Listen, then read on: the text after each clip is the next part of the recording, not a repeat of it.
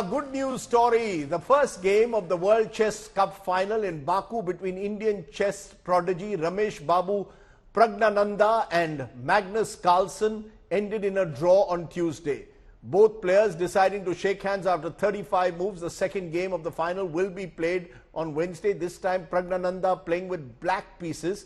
A draw even on Wednesday will mean that the World Chess winner will be decided on Thursday in the rapid and blitz tiebreakers. Remember, this is an 18-year-old who is one of the breakthrough moments of Indian sport. Someone who has, at the age of 18, gone where no other sports person has ever gone. So quite remarkable what Praggnanandhaa has achieved in the last week at the World Championships. Only Carlsen and Bobby Fischer before him have been younger when they've qualified now for the World Candidates Championships. So that's really the story to look out for. Someone who's really blazed a new trail. Lots of praise coming his way for what he's achieved. Even today against Magnus Carlsen, more than holding his own against one of the greatest chess players of all time. So Praggnanandhaa eyeing that historic win at the moment in Baku, hoping all eyes on him. Tomorrow could be a big day for Indian sport, as well as not just for the moon landing, but for what Praggnanandhaa could achieve. Vishwanathan Anand joins me, chess grandmaster, 5 times world champion. Vishy, what does this mean? Excitement for you that an 18-year-old has achieved as much as he has?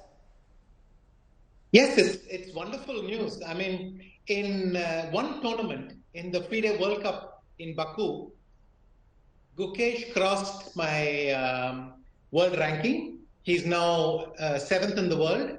And Praggnanandhaa has become the first Indian after me to end up in a World Cup final and to qualify for the candidates next year.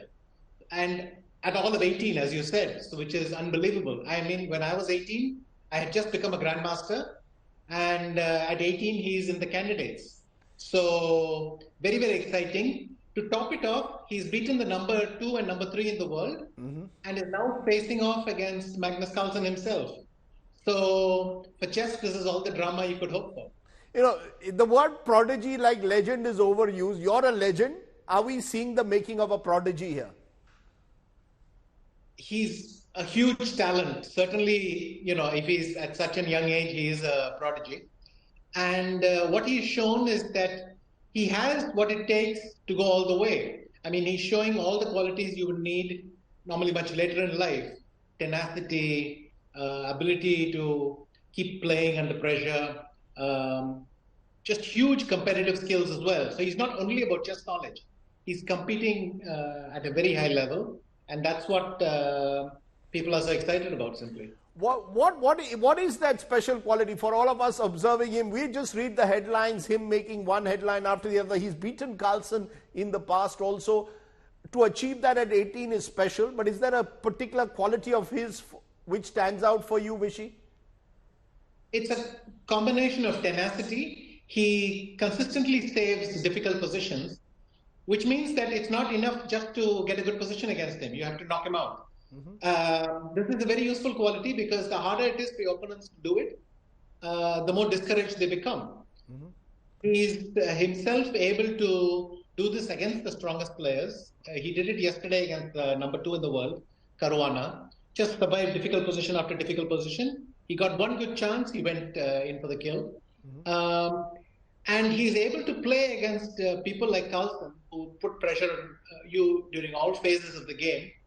And, you know, able to absorb that and give it back and keep making good moves and keep his composure, not make erratic decisions. So it's a combination of good nerves, good fitness, sensible decision-making, a whole bunch of practical skills when you're playing a chess game. Just give us a sense of how difficult it is to play Carlsen, because Carlsen is, you know, is seen as the modern great now, and he's going to play tomorrow with White. Does that make it even more difficult for Pragnan, or the fact that he's defeated Carlsen in the past should give him reason for cheer? Both. So let's get to it. What is Carlsen first? Carlsen is very difficult to play because he makes very few errors. He makes errors, but they usually not terrible ones. His consistency is very high. So he may not always make the best move, but it won't be the worst move either. And that kind of means that his opponents get a more limited range of opportunities against him. What Carlsen will be trying to do tomorrow is to put a lot of pressure on the white pieces. Praggnanandhaa didn't have a huge impact today with the white pieces, which is like the serve in tennis, so you're supposed to put a bit of pressure. He didn't manage to do that, but that's understandable because he's still exhausted from yesterday's struggle. So I think overall today was a good result, but Praggnanandhaa has to know that tomorrow is going to be a tough day at the office, and hopefully he can get himself into the right frame of mind to take that to its successful conclusion. Let's just look at, in conclusion, at the wider picture. You broke the glass ceiling, became world champion. Now we have a chess revolution, different parts of the country, but none bigger than Chennai, the chess capital in a way of the country. What is it that has changed? Is it just the fact that there are role models like you, there are facilities available through chess clubs? Something seems to have changed that is making so many Indian players do so remarkably well at the highest level in this sport. At some degree, in some way you hit on it. Each generation builds on the previous one. So I was the first grandmaster in a state which already had 4 international masters. In the same way, now Tamil Nadu has progressed so much, along with the rest of India, by the way. We have more than 80 grandmasters in the country.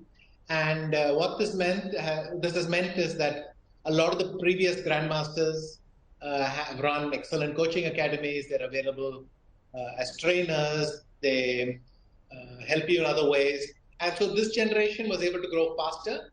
On top of that, there's a lot of trends which are going very nicely for chess, internet connectivity, the general popularity of the game, therefore more sponsors, more resources, all these things coming in. So multiple factors. I think maybe the beauty is that they all came together at the right time. And this particular generation, they're very, very good. They're very talented, and they're all under 20. We have 4 of the world's best players, and they're all under 20, which is really special because it means that not only will they keep pushing each other now, they're going to keep pushing each other for the next 10 years down the line. We really have a golden generation, which I can say for the next 10 years, every Indian chess fan will have somebody to follow in some tournament or the other. And that's kind of the outlook we're looking at. Now, golden generation is great to hear from you. Very quickly, have you ever advised Pragnan? Have you ever told him what to do, how to face up to this pressure? Have you and he been chatting away? We have had many discussions, however, not much during this tournament. I assume that the player has too much on his head already, and I haven't wanted to disturb anything. But we have spoken at length about these topics, even interchanged ideas. Many of them have their ear to the ground because they are actually competing very hard. I try to share my experiences, and yes, we have interacted a lot. Also, we keep in touch constantly through the West Prajanand Chess Academy, WACA, and Praggnanandhaa, Gukesh are both mentees there. So we get to interact quite a bit. Well, it's wonderful, to have someone like you pass the baton in a way to the next generation. We hope that Praggnanandhaa tomorrow does the country proud. Either way, what he's achieved is quite remarkable, as you have, Vishwanathan Anand. This is the golden generation of chess, and I hope may that long continue. Thank you very much for joining us. Shatranj ke Khiladi. This was, in many ways, the land of Shatranj.